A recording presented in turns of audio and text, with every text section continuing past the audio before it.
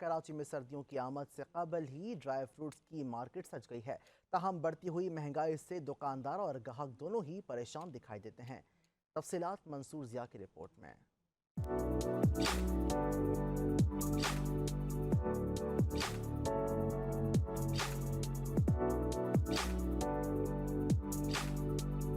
کراچی میں سردیاں تو نہیں آئیں، لیکن سردیوں کی سوغات ڈرائی فروٹس کی مارکیٹ شہر کے مختلف مقامات پر سج گئی ہیں، جن میں مختلف اقسام کے خشک میوہ جات شامل ہیں۔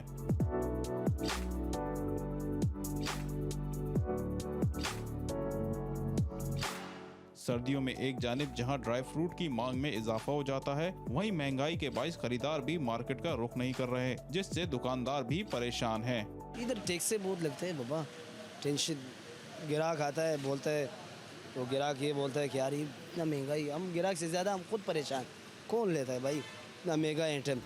ڈرائی فروٹ کی خریداری کرنے والے ایک شہری کا کہنا تھا کہ ڈرائی فروٹ صحت کے لیے مفید ہے، لیکن اس کی قیمتوں میں ہر سال اضافہ ہو جاتا ہے۔